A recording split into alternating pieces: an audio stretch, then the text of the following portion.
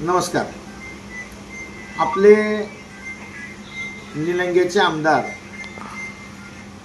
माननीय संभाजीराव पाटील अलीकडल्या काळात नेहमी सुसंस्कृत राजकारणाचं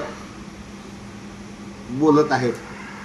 त्यामुळं सुसंस्कृत राजकारणामध्ये इथिक्स असे असतात, नैतिकता अशी असते की राजकारणात दोन्ही बाजूनी निवडणुकीच्या पार्श्वभूमीवर किंवा एखाद्या आंदोलनाच्या पार्श्वभूमीवर लोकांच्या प्रश्नासाठी कोणी कोणाला प्रश्न विचारला, लोकांशी संबंधित प्रश्न विचारला तर त्यांनी नैतिकता बाळगून उत्तर द्यावं.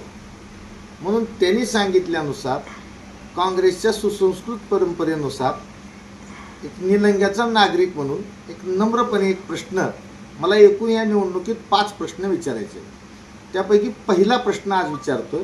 खरंच सुसंस्कृतपणा असेल तर माननीय संभाजीराव पाटील साहेबांनी या माझ्या 5ही प्रश्नाचं समर्पक उत्तर देऊन जनतेचं समाधान करावं. हे प्रश्न माझे एकट्याचे नाहीत, माझे स्वतःचे नाहीत, जनतेचे. पहिला प्रश्न आज आपल्या माध्यमातून विचारतो. आमदार साहेब, आपण काल चंद्रशेखर बावनकुळेंना इथं आणून सगळ्या ग्रामीण भागातले लोक जमा करून सभा घेतली. हरकत नाही, आता इथं गर्दी लोकलला जमत नसल्यामुळे तुम्ही बाहेरचे आणला असताल, त्याचंही आम्ही स्वागत करू, काही हरकत नाही. पण बावनकुळेंनी विधानसभेमध्ये आपल्याला निवडून द्या, तुम्ही संभाजी पाटलांना निवडून द्या, मी त्यांना मंत्री करतो असा शब्द दिला होता. तो शब्द देऊन ते बावनकुळेंनी आजपर्यंत पाळलेला नाही, तुम्हालाच चुना लावला.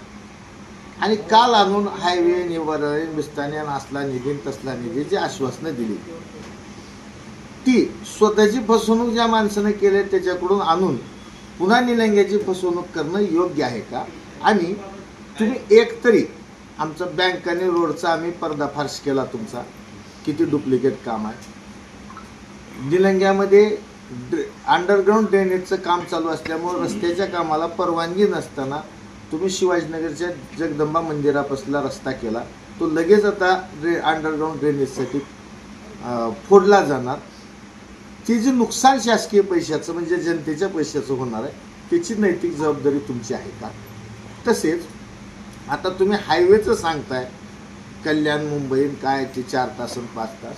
अहो, इथं औराद शहाजानेहून लातूरला जाणारा हा जो जहिराबाद हायवे आहे तो तुमच्या हातावर झाला, त्याचं क्रेडिट तुम्ही घेतलात, गडकरीकडून आणलो, हे केलो ते केलो.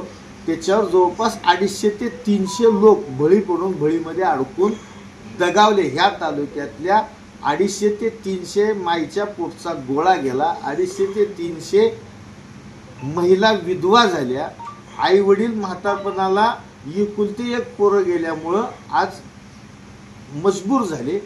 ह्याची नैतिक जबाबदारी तुमची आहे का नाही? द्यावं.